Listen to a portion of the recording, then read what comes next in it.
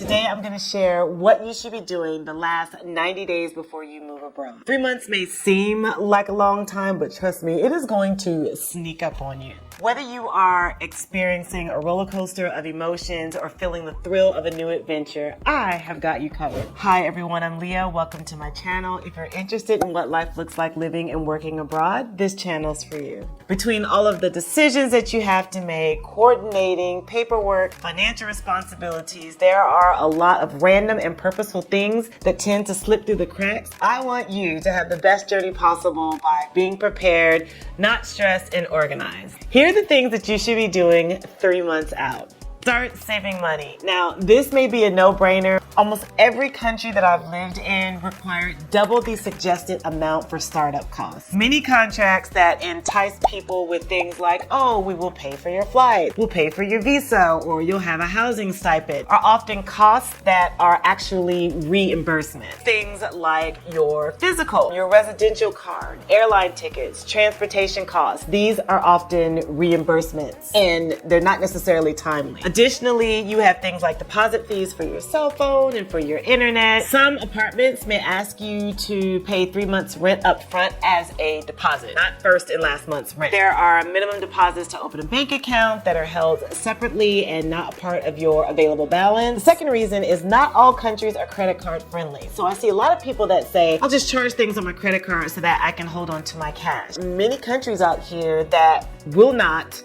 and do not want to take credit cards. Having cash will put you in a much better position, not to mention less accrued interest. Third, I have yet to live in a country where my checks were on time on a consistent basis. Having a cash cushion prevents you from being dependent on transactions that may or may not happen. Find a credit card and a bank account that does not charge international transaction fees. If you need to wire money home or use your domestic credit card, most banks will charge an incoming wiring fee or transaction fee, and credit cards can charge up to 1.5% for international transactions. Moving your money to a bank that doesn't charge for these services saves hundreds, if not thousands of dollars a year. Check to make sure that your passport is valid for at least 6 months. The current processing time in the US is 10 to 14 weeks, and you don't want to be caught having to pay for expedited services in order for you to meet your departure date. Now is the time to check with your doctor to see if you can stock up on multiple months of prescription medication that you may need. This will allow you to have the necessary medication that you need in your new country while you're waiting for your medical coverage to go into effect. You should also research if your prescription drug is available in the country that you're moving to, or if you need an alternate medication. Set up your absentee voting. Please vote. Find out if the country that you're moving to carries your size in clothing and in shoes. Do you need an international driver's license, or does your home country have reciprocity with the country that you're moving to? And what does that timeline look like? Now is the time to start looking for your community. Start reaching out to the locals. You can look up local language exchanges.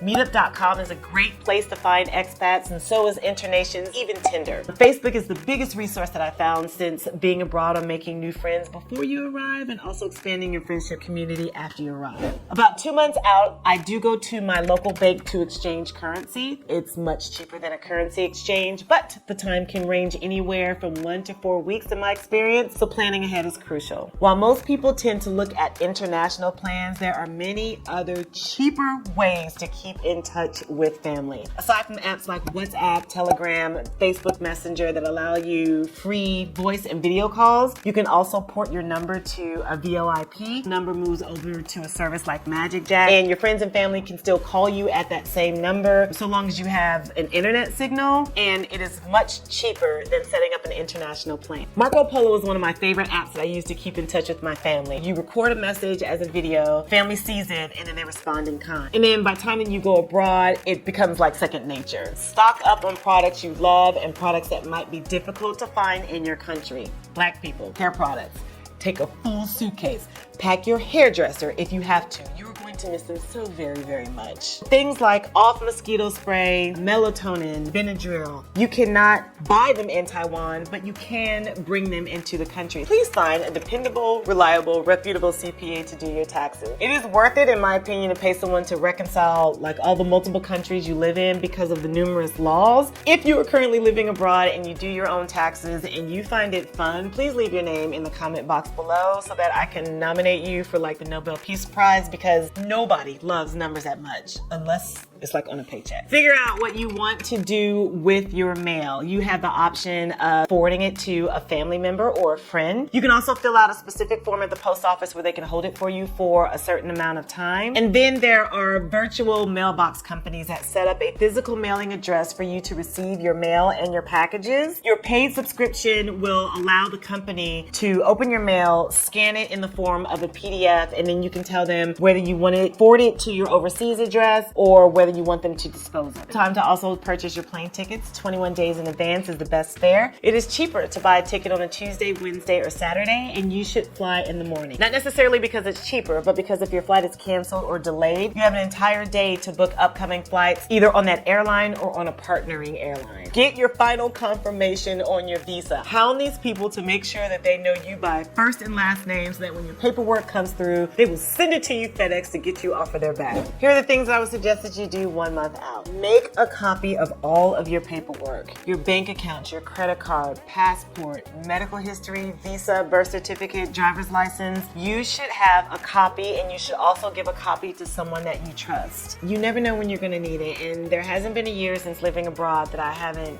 needed one of these documents for something. If you have someone that you trust, setting up a financial power of attorney can be really beneficial as well. Let your credit card company and your bank know that you're going abroad. Set up a 2-factor verification if need be. I would also suggest that you get extra copies of your passport pictures. You're going to need to submit extra copies for things like your local residency card or your international driver's license. I actually needed a picture for the paperwork for my physical, for my job, and I had to provide my own picture for my school ID. Make sure that you set up compulsory automated payments for stuff at home like Netflix or your student loans, and make sure to purchase outlet adapters. Is it AC or DC? Time to pack items that feel like home. Your favorite blanket, your favorite picture, Little Debbie oatmeal cream pies, Captain Crunch cereal, candle, clothes that were my size that didn't look like muumuus, and gum. Make sure that you have the contact information for your local embassy, which includes the address and phone number, and make sure that your friends and family also have a copy of it. Sign up for STEP. STEP is the Smart Traveler Enrollment Program. It's basically telling your local embassy